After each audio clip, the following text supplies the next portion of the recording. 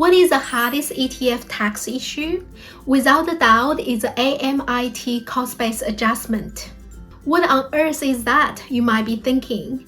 And so were a lot of ETF investors. About 9 months ago, I made a video explaining why we need to adjust the ETF's cost base and how to do it manually. And the reaction was basically, I have been investing ETFs for years and didn't know this. And the manual adjustment is so painful, I can't tell the difference between a spreadsheet and a bed sheet. So in today's video, I'm going to show you the easy way to handle AMIT cost-based adjustment. No messy spreadsheets, no headaches. First, let's quickly talk about why we need to adjust ETF's cost base. If you already know this part well, feel free to skip ahead to the practical walkthrough. Most Australian ETFs like Vanguard, BetaShares, and iShares use the Attribution Managed Investment Trust regime, or AMIT regime. Instead of simply taxing you on the cash distribution you receive, this regime allows the funds to attribute different types of taxable income to you in the background. That means two numbers can be different. The cash distribution you receive all gets reinvested, and the attributed taxable income that appears on your annual tax statement.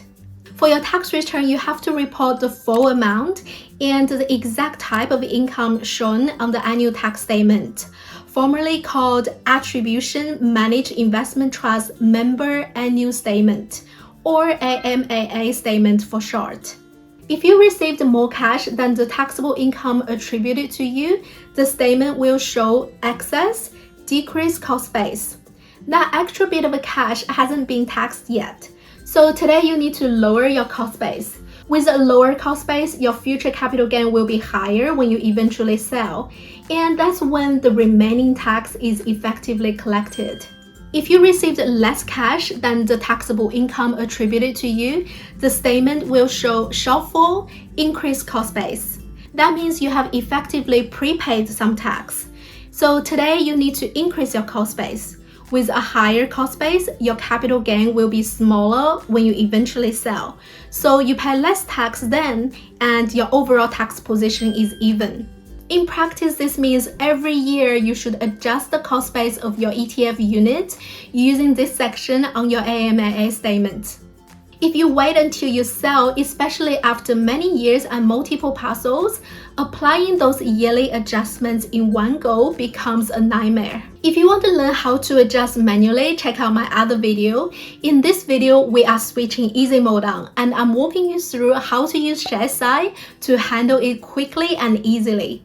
Sharesight is an online portfolio tracker for DIY investors. You can import trades from your broker or a spreadsheet, and it will keep each parcel, distributions, and corporate actions organized for you.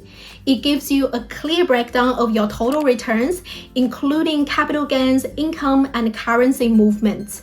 At tax time, it can generate taxable income and capital gains report that you or your accountant can use directly.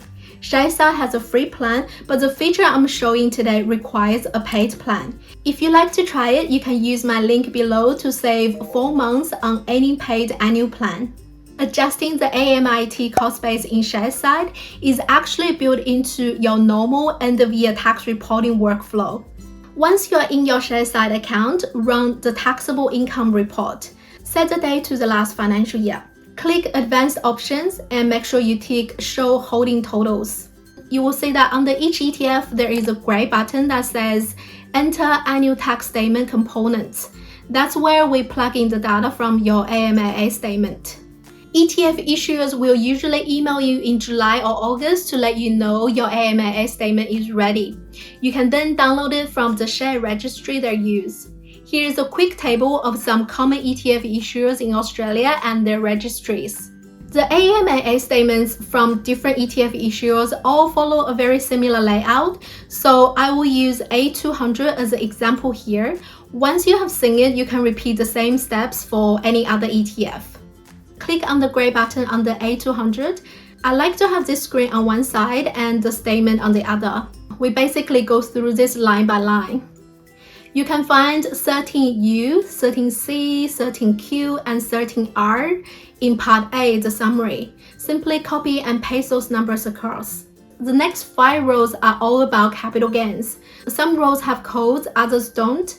To fill this in, we go to Part B, capital gains.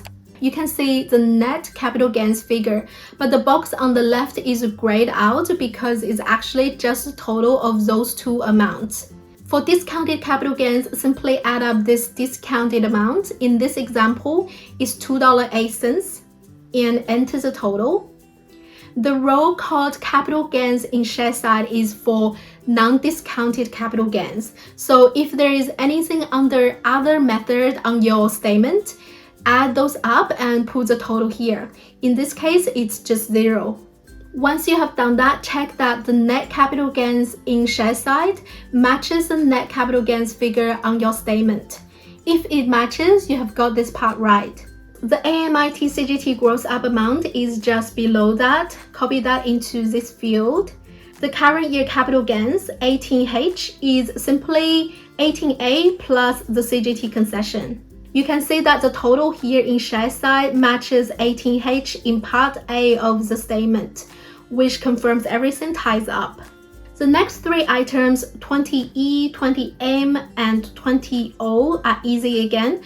They are all listed in the table in part A, so just copy them across in the matching boxes. Now we get to the AMIT decrease and the AMIT increase. This is the cost-based adjustment piece we have been talking about. These are near the bottom of the statement, so you can search the PDF for AMIT cost base. For A200 this year, it shows an excess decrease cost base. So we take that number and enter it into the AMIT decrease field in Sharesight. And that's the AMIT cost base adjustment done. If you enter this each year, Sharesight will keep a running record for you. To see where it's applied, go to Tax, Historical Cost, and you will see the $4.19 we just entered sitting there. When you eventually sell, Sharesight will use this adjusted cost base automatically in the CGT calculation. Back on the main screen, there is nothing on the statement relating to the last 3 fields, so we leave them as 0. To double check you have done everything correctly, look at the calculated net amount at the bottom and compare it with net cash distribution on the statement. If those 2 numbers match like they do here, you are done.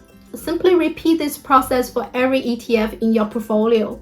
Once you're done, download the taxable income report and the Australian capital gains tax report from Sharesight. Then either pass them to your accountant or use them to confidently complete your own tax return. If you'd like to see more ways to use Sharesight, check out this video on how I track my own ETF portfolio. And if you'd like to give Sharesight a try, use my link below to get 4 months free on any paid annual plan. Thanks for watching. I'll see you in another video.